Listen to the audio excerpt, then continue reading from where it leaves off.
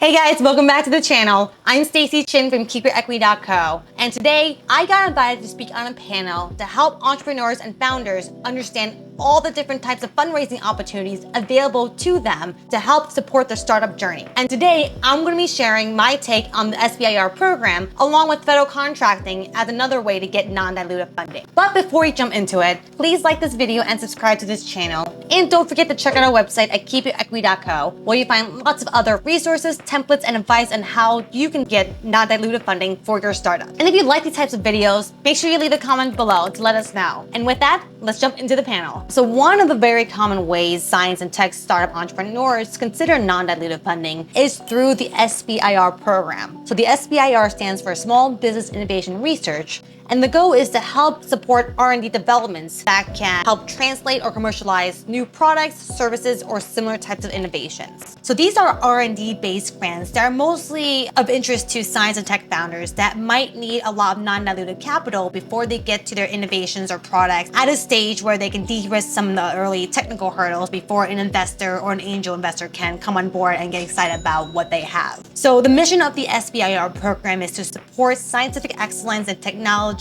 innovations through the investment of federal research funds. There are SBIR programs across many different federal agencies, including the National Institute of Health, the National Science Foundation, the Department of Defense, Department of Energy, USDA, and so forth. So overall, the SBIR and STTR program is about 3 to 3.6% of the federal R&D budget. So there's a lot of money out there for this program that is allocated for innovation. And so this is an excellent way to get more non-dilutive funding for especially science and tech founders. However, there are some cons to consider to understand whether or not the SBIR program is the right fit for you. First, there's a very long solicitation process. So typically, let's take the NIH SBIR program, for example. Usually, I tell my clients it takes about 2 to 3 months just to prepare a really strong phase 1 application, which is all about proposing how to overcome your early stage R&D hurdles. Once you hit the submit button, it'll take another 3 to 4 months in order to get a score back to understand whether or not your proposal got awarded. And then in the case it did not get awarded the first time, which is very, very, very common, you'll likely have to revise your application and then go back in for a resubmission, and then you start the clock over again. Now, if you go for the NSF SBIR program, sometimes clients won't hear back until 5 to 6 months later as to whether or not their SBIR will get funded. So these are really long timelines that you want to keep in mind to make sure it's the right fit for you. Many founders that pursue SBIR funding also entertain venture funding or other types of angel fundings as well, so that their timelines can match up to get the funding that they need. So although another benefit of SBIRs is the ability to provide funding to startups to collaborate with universities for expertise, there are some cons in terms of their IP sharing rights. Many times when startups work with the universities, there either might be some IP sharing considerations. A lot of founders might have to work with the university's OTD in order to fully translate or license out that IP. Along those lines, some other agencies like Department of Defense or the DoD might have some more strict IP sharing regulations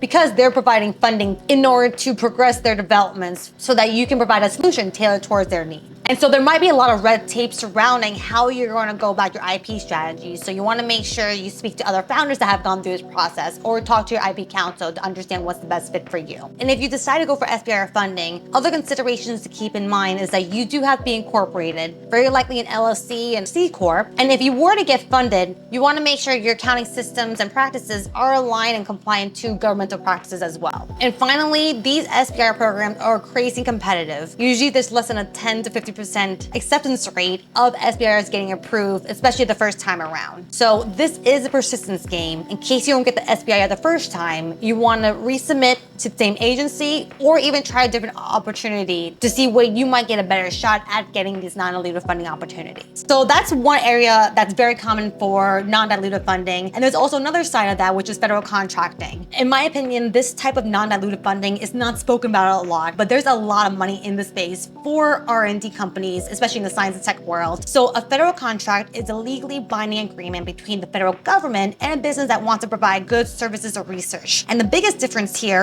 compared to an SBIR is that these contracts are looking for very specific innovations or solutions that can solve a very particular need or gap that they're willing to solve. So for example, one is a Department of Defense demonstrations. These are large proposals that can range from anywhere from 30 pages to 60 pages long of implementing new technology or energy storage systems. So I had a client that had a brand new energy storage system that wants to deploy them in different areas of the US. They were going for about $30 million federal contract, and it took about 5 to 6 months just to prepare this application. And again, these are very competitive as well too. So the time and effort it takes to put together one of these applications, you might require a team of people to do so, and a lot of door knocking to make sure you have the right resources and people in place. A lot of these federal contracts are also much larger. So unlike the SBIR where you can get a couple of $100K to a couple of million, there are federal contracts out there for multi-million, 5 million, 10 million, even $100 million of non-dilutive funding. And usually these are multi-year projects ranging from 1 year all the way to 5 years. Another example of federal contracting is also the NIH SBIR solicitation, where they also have both the SBIR grant and the SBIR federal contracting as well too, where the reporting requirements and the need is more specific compared to a regular generic call for just new innovations out there. And because these federal agencies are providing you the necessary funding to support these innovation and your startup, there might be more reporting requirements or stricter IP sharing regulations. So you want to make sure you talk to the program officer or just inquire about what those regulations are so you can understand whether or not this is the right opportunity for you. I'm sorry to learn that your phase 2 got rejected, but that's okay. There is a lot of other opportunities that you can still pursue. So usually I would encourage clients to take what you have written and find there's another home for the application. There's another phase 2 or director phase 2 that you might be able to apply for. NSF is a little bit different, whereas if you go for your first SBIR phase 2 application, you don't get a chance to resubmit. So there may be a couple other opportunities that your officer might be familiar with that can recommend whether or not you go in different directions. There are companies out there that might apply for an NSF phase 1 or NSF phase 2 and then transition towards an NIH SBIR program instead. The best way to go about this is to talk to your program officers to see, what advice they might move forward in that regard. And you can also go back and try another phase 1 as well too, and at a different angle and see how that fares out. A lot of these agencies also have ARPA programs. So new one is ARPA H in the healthcare space. So there are a lot of really great opportunities in the ARPA family. What I find a lot of people that were successful in that space is that these companies have a lot of networking and face-to-face engagement with program officers. So similar to how you want to go and network with different advisors and investors if you go for diluted funding routes, this is kind of a similar strategy, but you want to go internally within these federal agencies, introduce yourself and understand what is the federal agency's goals and missions, and introduce your technology. You don't want to go for these federal contracts. You don't want to go for these big opportunities if you're not a great fit. It takes a lot of time, sometimes even over 100 hours, just to put together an application with a very low chance of success. So by doing your due diligence, talking to the program officers, networking, and figuring out where you have a good fit will save you a lot of time up front. A lot of these federal contracts and also the R programs as well too might require you to put together a 1 or 2 page abstract or a letter of intent first that can introduce your technology, and if you were to get funded, this is kind of outline of what we want to do. That's a great way to figure out if these agencies are even interested in your technology and your idea. So you can just start preparing those white papers, submit them around, and see what opportunities might be available. So I had one client with a phase 2. So you have to go through an NSF I-Corps program, and then every 6 months you have to submit a bi-yearly report. And it does take time to put together that reporting period as well too. So you want to keep that in mind if you're going for this type of fundraising avenue. So there's a lot of great state opportunities as well too, along with matching funds as well. When I was in a startup and also a co-founder that raised funds through SBIRs, Massachusetts also matched our fund through different opportunities. So those are another great way just to get non-dilutive funding.